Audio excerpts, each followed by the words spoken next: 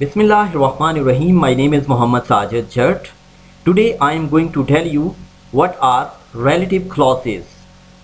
First of all, I will tell you what is a clause.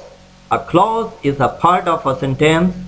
The main function of a relative clause is to modify a noun phrase. They read every book that they could borrow in the village. That they could borrow in the village is called a relative clause. What is a relative clause? A relative clause tells us which person or things the speaker means.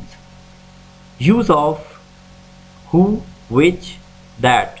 We use who in relative clauses when we are talking about people, not things. When we are talking about things, we use that or which, not who in relative clauses.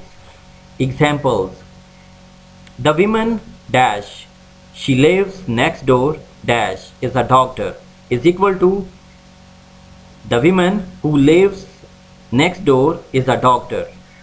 Who lives next door is called a relative clause.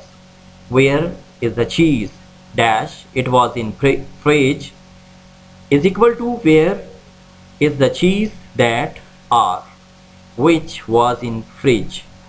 Remember, we use who, that, which instead of he, she, they and it. In Urdu, what is a clause? Clause जो है basically ये एक sentence का हिस्सा है. Main function जो clause का है वो किसी भी नाउन फ्रेज को मॉडिफाई करना होता है.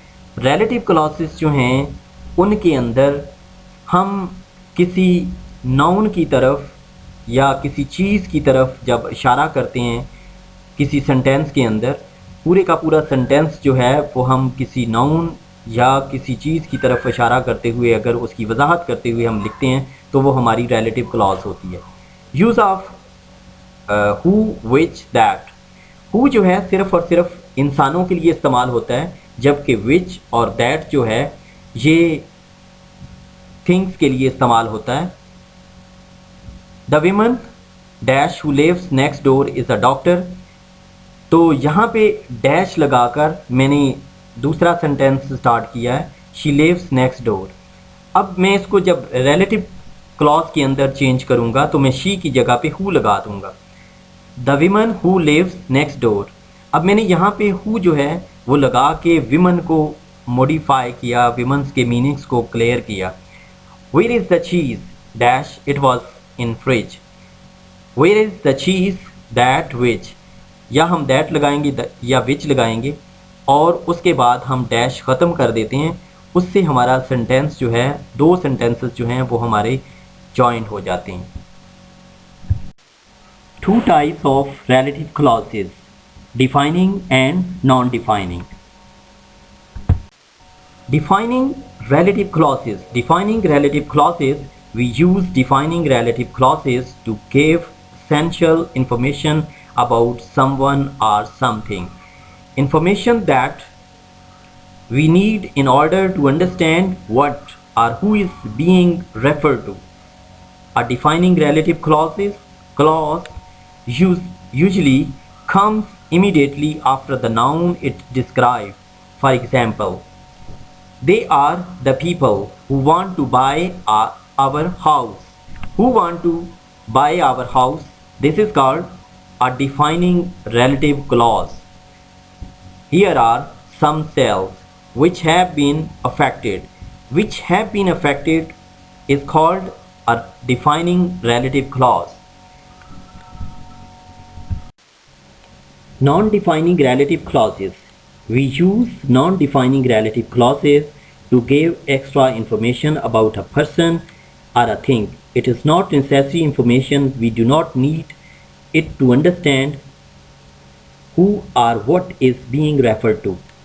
यानी नॉन डिफाइनिंग रिलेटिव क्लॉसेस जो हैं उनके अंदर हम एक्स्ट्रा इन्फॉर्मेशन जो है वो देते हैं.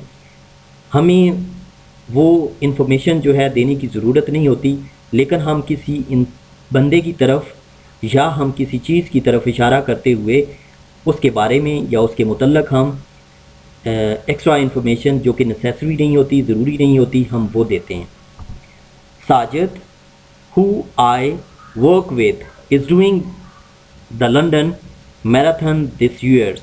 Who I work with, ये हम साजिद की तरफ इशारा करते हुए क्लॉज जो है वो लिखते हैं और इसकी हमें लिखने की ज़रूरत नहीं है।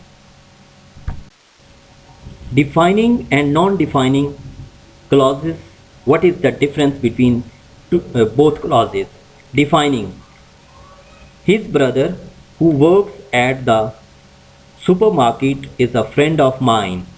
जब हम who works at the supermarket लिखते हैं तो ये his brother की तरफ इशारा करता है और ये defining relative clause है।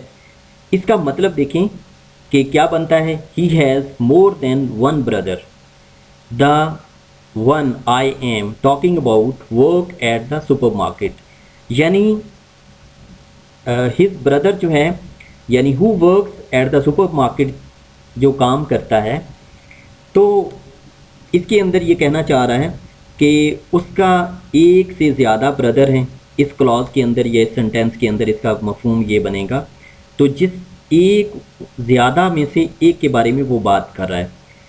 His brother who works at the supermarket is a friend of mine. Non defining के अंदर हम कॉमन्स जो हैं लगाकर हम रिलेटिव क्लॉज को अलहदा कर देते हैं, लेकिन उसका जो मफहूम बनता है, उसका जो तर्जमा बनता है वो ये है, he has only one brother and that brother works at the supermarket. अगर हम दोनों सेंटेंसेस का कंपैरिजन करते हैं, जस्ट हमने क्या किया कि सिर्फ कॉमास लगा दिए। कॉमास लगाने से फ़र्क क्या पड़ गया कि उसके अंदर पहली डिफाइनिंग रिलेटिव क्लॉज के अंदर वो कहता है कि उसके ज़्यादा भाई हैं, लेकिन इसके अंदर कॉमास लगाने की वजह से क्या होता है कि he has only one brother and that brother works at the supermarket, कि उसका एक ही भाई है और वो सुपरमार्केट के अंदर काम करता है।